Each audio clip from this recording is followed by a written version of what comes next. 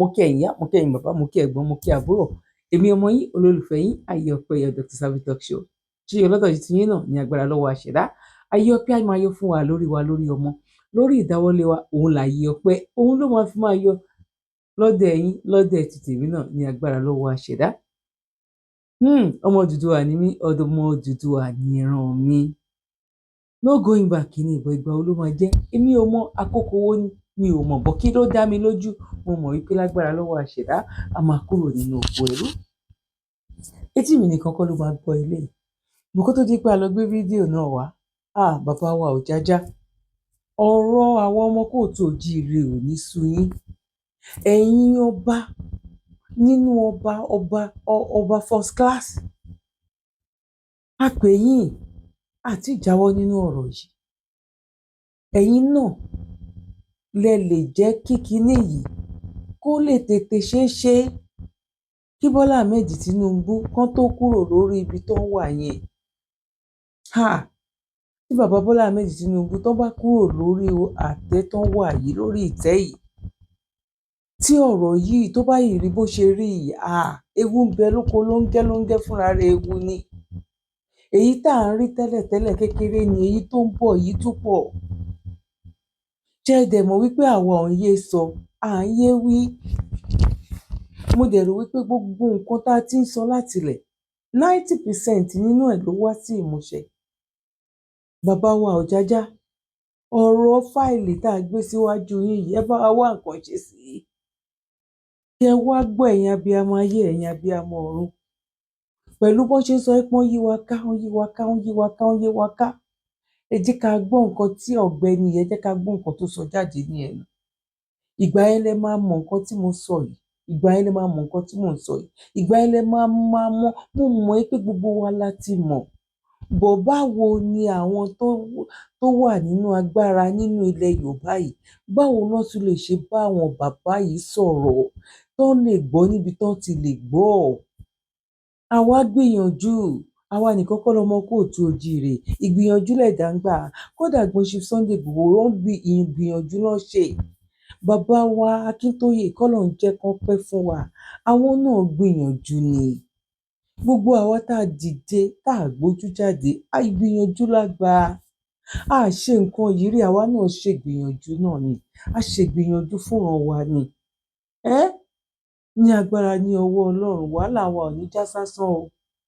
Ẹ jẹ́ kí n bá lọ gbé fídíò yìí wá, kẹ wá gbọ́ nǹkan tí ọ̀gbẹ́ni yìí tó fọ̀ kalẹ̀. Ẹ gbọ́ tí mo sọ, tó fọ̀ kalẹ̀ ní ẹnu. Mo mọ̀ wípé abiyamọ gidi, abiyamọ àtàtà, á ronú, especially ẹni tó bá wà nílùú òyìnbó ń sìn. Ronú yẹn á ti máa pé sọ́nà tó pọ̀ pé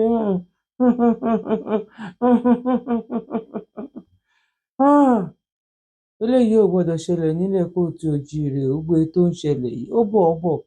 Àwọn là ń dẹ́ẹ̀dẹ̀. Ìyẹn ló sọ pé kí Donald Trump kó wá. Bó wá ogun ni, bí ò wá ti wà nínú ogun, èwo ni ká wá ṣe báyìí?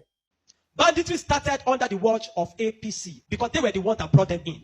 It was 1992-93 in Kaduna. A riot broke out which they call the Zango Kataf riot. I was a young boy, very, very young then. Kindly subscribe to YouTube channel and follow on Facebook page at Dr. Zabby's Talk Show. And people were killed in scores. If you are not an Afsa person practicing Muslim in Islam, they were killed. Especially if you are from the southern part of Kaduna, the tribes from the southern part of Kaduna, they were massacred. It was called the Zango Kataf riot. And if the next thing they do is to burn churches, kill Christians, and then if they're done with that, then they focus on businesses that is for Igbo people, Igbo-owned businesses, and they destroyed it. I grew up knowing that Christians are an endangered species in Nigeria. In the year 2000, when the Sharia riots, how many of you have heard of the Sharia riot? Hundreds of thousands of people were killed in Kaduna. I can remember vividly that we had to defend our house from people. They brought some Fulani boys, and they faced our house. They were shooting arrows. They were stoning our zinc. They spot our zinc, shooting arrows. Even though I was a Muslim then, even though my father was a Muslim then, but because majority of the people in our compound were Christians, so they were willing to destroy every one of us because we're living with Christians. I can remember a particular church in Mando, for those that know Mando, in Kaduna, called Chapel of Redemption. That church was destroyed. And so from that time, anytime there's a little hanky-panky in Nigeria, the first target is churches and Christians. And this has prevailed for a long time. That even if there's a problem with in another country, the Muslim and the Hausas in Nigeria will rise up and begin to kill Christians. How many of you remember the Miss World crisis in 2002, 2001, 2002? That somebody drew a picture of Muhammad or something in France, long away in France, and they began to fight in Nigeria.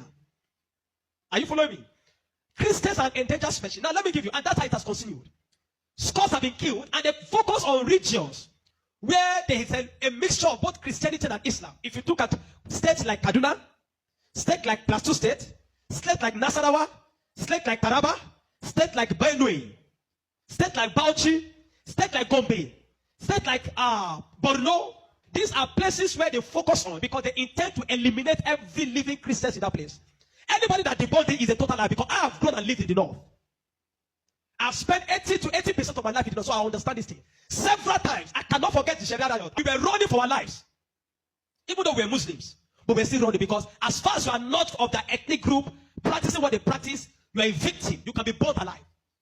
Many of us saw human beings that were burned alive, like roasted like yam. And it has been going on for a long time. The genocide against the Christian faith. Are you with me? Many years ago, in Kenu State, a man was beheaded. And anything they talk about, he said blasphemy. And guess who was the person that led it? The man called Sanusi, Lamido Sanusi, was the one that led him up. And they beheaded him, they killed the Igbo man. They killed him and they put his head on the stake and they were using it to parade the city. You will understand of a woman also that is an evangelist. Evangelist Eunice that was preaching about 2016 or 18 in Abuja. And they killed her. We cannot talk about a young girl called Deborah Samuel that was killed. I schooled in Jos, and for years, the people of Plateau have been massacred. Riot breaking out every single time. The word that the moment anything happens, the next people that are victims are Christians. And it is unfortunate that all these years the government have not been able to do anything about it. But the agenda is deep. Are you with me this morning? Why am I saying? Because I don't want us to be an ignorant people. If we are ignorant people, they will control the narrative. And these days, let me tell you this truth. God will not come and fight for you. Remove that thing from your mind. If Christians don't rise up, pray from now till tomorrow. God is not coming to fight for you. Are you with me? Now, in the year 2009, Boko Haram started. Boko Haram started because of a section. It was a political movement. They created Boko Haram as a political talks to bring confusion into the government of Goodluck Jonathan. And to be able to, destroy any opposition, starting from Borno State, under the watch of a man called Kashim Shettima, which is now the vice president of Nigeria. Kashim Shettima and the other man, Ali Mohammed Sharif. These were the people that started the business of Boko Haram as a political talks to be able to oppose their opponents. But after a time, the ideology grew and they began to destroy. Now, it became a problem and they began to use it to destroy, bombing here and there. In 2009, 2010. As of 2010, a man led a meeting in Jos. Are you with me? He led a meeting that they were going to annihilate Christians within the locality of Plateau, Borno, Plateau, Bauchi, Kaduna, and Nasarawa. And he said they are going to perform jihad. They will bring jihad and they will go to kill them. If the Islamic leaders are not willing to lead them, he is ready to lead the movement. I have the minute of that meeting in my phone presently. Guess who is that person? Issa Pantami, that was the former minister of communication under Buhari's regime. And several times, these are people that are terrorist sympathizers. And that is why the Nigerian army have not been able to win the war against the terrorism. Because the terrorists have infiltrated the Nigerian ranks, the army ranks, so they cannot win the war. That said, Osama bin Laden was a better Muslim than he is. He was sad when Osama bin Laden was killed. And he has said it several times that Boko Haram should not be killed. He said they are their Muslim brothers. How do you win a war against terrorism? When there are people high in government that are sympathizers to terrorism, how do you win that war? Now, there are 4 categories of insecurity or people that are causing insecurity. Number 1, you have Boko Haram. Number 2, you have bandits. Number 3, you have Fulani herdsmen. Now I'm going to show you how they are connected. Many people don't know. The Boko Haram and the Fulani herdsmen have one mission. The mission is simple: Islamize Nigeria. Come to a territory that are Christian dominated, kill everybody there, occupy their land. Go to Benue, look for a community, kill them there, occupy their land. That's always me. Boko Haram and the Fulani herdsmen. Have you noticed that Fulani herdsmen they don't kidnap, they kill? There's hardly a place you hear that Fulani herdsmen capture that they say these are Fulani herdsmen. No, when they go, they kill. How do they kill? They kill with guns. You must now ask yourself, how does a Fulani man get AK-47? Do you know the cost of one AK-47? One AK-47 is over $1,000 something. Where will a Fulani man be able to obtain to be able to get one AK-47? Are you with me? And now, so you will know that there are people that are sponsoring this movement. Then the Fulani, the Boko Haram, and the Fulani, they go about Christian-dominated areas. You will understand that when this terrorism started in Nigeria, that only people that were killed were Christian churches. You will not hear that they killed anyone. It is Christians and churches. I remember in Kaduna then that churches began to look for security men to guide their churches in every service day. Otherwise, you can be in church and then the next is boom, everybody dies. And churches that don't have money to hire soldiers began to use some of their members. I was a member of the security team in my church in Deeper Life in Kaduna in 2010. Because we don't stay in the church. Once I come to the church in the morning, we stay outside, moving around patrolling, because anybody can come and drop anything. So when Boko Haram started, the majority of Muslims, the Hausa, Northern Muslims, the Hausa, they were happy. I know of people that were celebrating it. If you see them crying today, I'll tell you why. At the initial beginning of this thing, they were happy celebrating the killings of Christians. They said they are purging Nigeria of army. It was majorly on Christians and Christian-dominated areas. But when it comes to 2014, the man Buhari and APC that wanted to overthrow the government of Jonathan, by all means, decided to employ mercenaries from Niger, from Chad, from all those Fulani, from other African nations where they're Fulani, and they brought them into Nigeria. What was the goal? The goal was that if Jonathan does not concede defeat in the election, they were going to rain hell on Nigeria. So they brought in these mercenaries, and they equipped them with rifles, the El-Rufais, the Buharis. Are you with me? The El-Rufais, the Buharis. Every one of these people called APC, they brought in mercenaries and armed them in the bushes and told them to wait. The moment Jonathan did not concede defeat in the election, they were going to start. But unfortunately for them, Goodluck knew of the assignment. He got intel about it, because the man said his ambition does not worth the blood of millions. So the man conceded defeat and left. And so they declared APC winner. Now, you have already brought people from different parts to come and fight. But what they wanted to come and fight for did not achieve anymore. So now they left those people in the bush. They left them with guns and ammunition in the bush. And when Buhari became the president, he abandoned them. Instead of them to settle them and let them go back, they abandoned them. And the people saw Nigeria as a place that is good. And the people decided to remain in Nigeria. Those are the people that started bandits. Before, we don't have anything like bandits.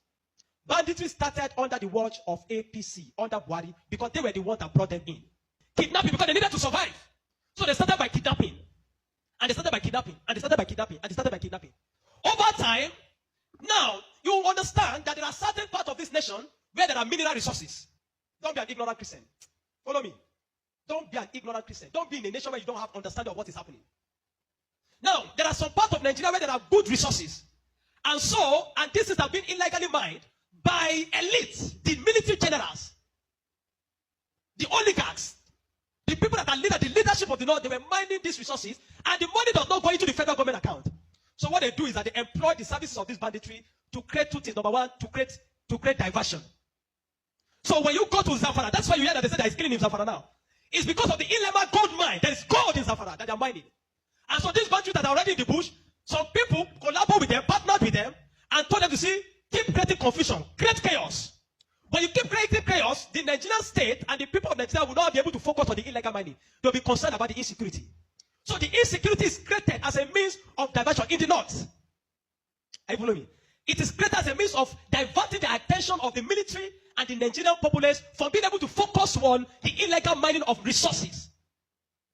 And any part of the north where there is resource, you find out that insecurity there. Recently, it has started in Kwara, because there's a great amount of lithium in Kwara too that they have discovered, and they're mining. So they partner with the Chinese, because the people that do this illegal mining are the Chinese. They partner with the Chinese to be able to. So the bandits became the security men of Chinese and all those people to protect them. So that while they are mining, they can begin to cause chaos. Because while the people are mining and they are causing chaos here, kidnapping here, killing here, nobody will be able to focus on what the Chinese are doing and those people illegal mining. Every single day to this moment, I'm telling you, they are mining in those places. And they will take it to an airfield in the bush and fly it out of Nigeria. They are making billions of dollars from it every day while people are being killed. That is why you now hear that Muslims are saying that they are killing Muslims too. What you have, it is what Buhari created. The APC-led administration created, the banditry they created, is what is affecting the North now. Because the people they brought to come and kill Nigeria in 2015 did not succeed because Goodluck relinquished power to them. And now the people have become thugs. They have become tools to be used in the hand of men that are using them to secure their illegal gold mines. And that's why you kill them. That's why you hear that they say they are killing Muslims. Now, the Christian persecution and genocide has been there. So you find that at the other part, the Muslim and the Fulani men keep going around killing in all those parts. And the Christians and the churches have been silent for too long. This evil has prevailed in Nigeria because the righteous men have been too quiet. If we're ever going to win against insecurity in Nigeria, Nigeria must put two things Nigeria must do. Number one, Sharia law must be completely abolished in Nigeria. Because Nigeria is not an Islamic state. Why will Nigerians, some part of Nigeria, be practicing Sharia? The law guiding them, constitutional law, that believe that if somebody deserves to die because he speaks against his God. Can an Hausa man insult Jesus and I kill him for insulting Jesus? But somebody believes when you speak against Muhammad, you deserve to die. How do you live in a country with somebody that has that kind of mentality? The military have become complicit. They are compromised. Nigerian military cannot win this war. 20 years from today, I'm telling you, 20 years from today, this thing of insecurity will not end because there are people that are enjoying it, benefiting from it, and reaping from it. If Nigeria wants to win this war, partner with America. Let them come and militate. I mean, if you have seen that in Kenu yesterday, some people were protesting that they don't want America to come. Because they believe what they have been told is that if America is coming to kill Muslims, and the man said he wants to come and kill terrorists, but they are protesting. Anybody that is negotiating, people like Ahmed Gumi, Sheikh Gumi should be locked away. A terrorist sympathizer is a terrorist. A man that believes that you are not supposed to kill a terrorist is himself a terrorist. A man that believes that we should go and negotiate. How do you go and negotiate with terrorists? Because you see, terrorists are not just criminals. They are working with the wrong ideology. A man that believes that killing is, he has nothing to lose. How do you negotiate with a man that believes that killing himself is going to meet their God in heaven to collect 72 virgins? How do you negotiate with such a person? A man like Sheikh Gumi should be locked away. A man like Ali Muhammad Bushari should be arrested. You want to win against terrorism, you must go brutal. No nation win against terrorism by pampering them. The custom is taking rice, seizing rice from Nigeria and taking it to terrorists in the bush that they need to take care of them because they are human beings. To know. The moment you have become a terrorist, that you see that taking the life of your fellow human being is nothing, is to please a God, then you don't deserve to live. Children of God, I'm not going to ask you to pray because this is not a period of prayer. This is a period of action. Reverend Dr. Ezekiel from Jos, the man have been speaking, have paid attention. Not for once have they invited the man for interview because they don't want to give the man any airtime. But you see, any little thing they will call Gumi and give him microphone. Gumi, they are inviting Gumi up and down. The media is complicit. The Nigerian military are complicit.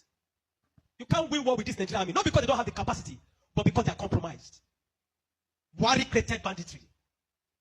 The people like Gumi and the rest of them, they are the people that facilitated the idea of Boko Haram. And today, some of them are your leaders in government. Some of them, most of them are moving free. Not one have been arrested. Kabiru Sokoto that bombed Nyanyan in 2011. When they rearrested him, guess where they caught him? In the house of Shetima in Abuja. What is he doing in the house of Shetima if Shetima doesn't know him? But today, Shetima is your vice president. How do you win a war where terrorists are ruling you? Where terrorist sympathizers are moving around? This is not a period to say we are praying. No! This is a period of wisdom. This is a period of action. Churches in the south have no idea. They sit in their cozy churches with employ them. They don't know what it means to be in the north. They don't know what it means to be running for your life. That every Sunday in the church there in Kaduna, when they say let us pray, everybody is praying with one eye open. Because you don't know, God might go up at any time in the church. The Nigerian church must rise up. There's an agenda. And if you read the minutes of that meeting in 2010 led by Isa Patami, you will not believe it. I have a recording of his messages. Where he said, why will they be killing their people? He said, why will they be killing his Muslim brothers? Referring to Boko Haram as their Muslim brothers. How do you win with such a people in government? Kindly subscribe to YouTube channel and follow on Facebook page at Dr. Zabby's Talk Show. And that guy was a minister under Buhari for 8 years. Do you know what I'm telling you this morning? You are a Nigerian. If you are not aware of what is happening around you, in a short time, one day your calamity will just come. You will not know how. Are you with me? The banditry that is destroying them in the north was created by the people Buhari brought for mercenaries to destroy Nigeria in 2015 in case he did not win. Unfortunately, he won, and those people were left without fight. And they began to use the weapons that they provided for. These guys have sophisticated their weapon. They move logistics, move money in dollars. Where do you think they're getting it from? You think it's from the sale of cow? No. I have no fear of whatever Trump is doing. Please, off this television. I'm tired of listening to this man. He is not making any sense at all. I've just signed off on a huge mechanized. Honestly, I'm very disappointed with Nigerians for voting such a clueless man as their president. Nigeria has the highest numbers of the most smartest and brilliant people in the world. It is so sad that their bad and evil politicians are the cause of their problems. Remember the incidents that happened when Deborah Yakubu was killed in Sokoto State, Usman Danfolo? Yes, stoned to death. Who was arrested? How many people were prosecuted? Some northern leaders who put out a tweet had to delete it for fear of backlash. There is a problem with that kind of society. In 2016, Deaconess Olawale Eunice, a Redeemed Christian Church of God evangelist in Kubwa, was butchered to death. Who was arrested? Who was prosecuted? The vice president in that administration was a redeemed pastor. What was done about it? And then if we talk about, Muslims being killed and Christians being killed, the fundamental question will be, who is carrying out the killing? Exactly. And then if we now agree, because what it seems now is like, it is more shameful. Our response is not that there are no killings. Is that, US, you are not even saying it as bad as it is. So Christians are being killed, Muslims are being killed. Now the question will be, if Christians are being killed, Muslims are being killed, who has a problem with coming in to take out the killers? Exactly. I think there should be a mutual agreement that, look, everybody is a victim of this issue, and then the terrorists themselves should be taken out. Who are the sponsors of terrorism? Who are the beneficiaries of terrorism? That's the big question. Because there is a track record. President Buhari, under President Jonathan, terrorists were almost confined to the forest. We had the infamous Sambisa forest. Today, under the APC government, terrorists are holding stakeholder meetings with security officials and government. So we have a situation where we have security and insecurity officials holding meetings, brandishing and giving advice on how it should be run. President Buhari took out $1 billion from excess crude account and invested in insecurity. Somehow it exploded. When it was under Jonathan, where the President Tinubu now called on the competence of President Jonathan and asked him to resign, insecurity was almost localized within the northeastern region. Under the APC, the military is in active service across 36 states and the FCT. So right now, as it is, the question will be, what exactly is being done? And then you come as a president under this kind of administration, you outsource issues of defense to the National Security Advisor, and guess what? The president is chairing the Ministry of Petroleum. In a country where the last time President Tinubu traveled on a vacation, more than 100 persons were killed in a space of 2 days. That president is heading Ministry of Petroleum and not Defense as Commander-in-Chief of the Armed Forces. So when you see this level of mischief across board, people are being killed, bandits will hold peace deal the next day, they are also carrying out attacks. It calls to question the capacity of the government to protect its people. So the same question that President Tinubu asked the Goodluck Jonathan administration should be thrown to him. Has the APC-led federal government lost the capacity to protect Nigerians? If so, then they should take the advice they give to the administration. But if not, please heed the advice of Mr. President Donald Trump and move very quickly to end this killing. Okay, let's get back to you, Peter. Anti-roots. I think it was the late Sani Abacha who said when insecurity lasts beyond 24 hours, then there should be the hand of government in it. The former Nigerian Minister for Defense, our first Minister for Defense, T.Y. Danjuma, stood on a platform in Taraba and made a bold statement. He said the military, they are not neutral. They collude with the terrorists. A Minister for Defense. What was the investigation that was carried out? We have seen pictures and videos and allegations of where terrorists were found in certain government houses and nothing was done about it.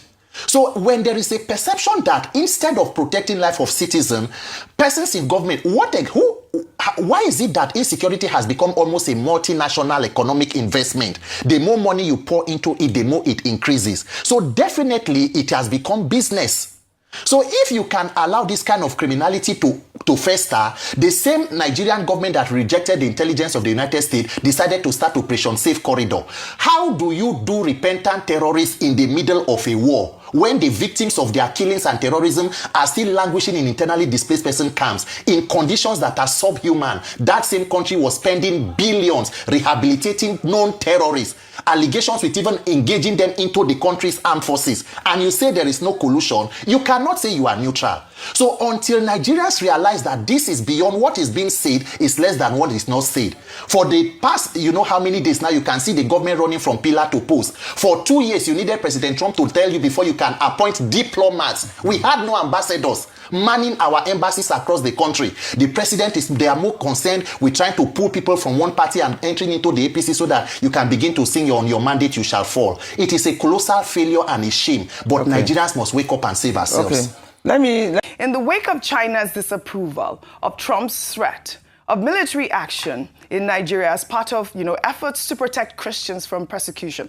A 2023 report by British newspaper The Times alleged that Chinese nationals in Nigeria's mining sector are funding terrorist groups to secure access to the country's mineral reserves. The exclusive investigation, which has resurfaced online, suggests that through bribes and illegal transactions, Beijing could be indirectly funding terror in Nigeria. Well, according to research from SBM Intelligence, a Lagos-based analytical group, Chinese companies operating in conflict zones have been striking security deals with insurgents. The report revealed videos of militant leaders boasting that Chinese workers must pay them rent to operate in their territories, particularly in Zamfara and other northwestern states. Some Chinese nationals working informally as miners serve as runners for militant groups and control gold mining operations across remote areas. The report noted that Chinese contractors often smuggle minerals out illegally, with several arrests recorded, including 27 miners in Osun State in 2020 and a Chinese citizen jailed for 5 years in October for processing 25 tons of lithium-containing minerals. Well, this investigative report adds another complex international dimension to Nigeria's security crisis. The report highlights the menace of resource exploitation, raising questions about which foreign actors are truly destabilizing Nigeria and why. Senator Adam Soshomole also accused China of stealing Nigeria's resources and arming bandits and terrorist groups to protect their illegal mining sites. The former Edo State governor made the allegations in January this year. Let's take a look. Those involved in this illegal mining, they use choppers. They procure arms exactly the same way as our military were doing in the South. They give them arms, they use choppers to come and cut away the gold, and they take them out of this country and make billions of US dollars. And the federal government is not doing what it should be doing. I took this letter to the former president when I was national chairman of APC, and I said, call the general to give you more brief. In fact, what is happening, or what subsequently happened in that part of the country, was exactly what the general told me was going to happen. Because these guys have been weaponized by the illegal big men who deploy them, secure territories, and the weapon is meant to protect the Chinese and other foreigners who they actually employ to carry out the mining. And on occasion, they use the same weapon to carry out banditry, kidnapping, and all of the terrible things that are going on. Some retired military officers, army officers are involved in it. The day we can't tell the truth, this country cannot flourish. We can't change our, when it affects our people, we are at our best.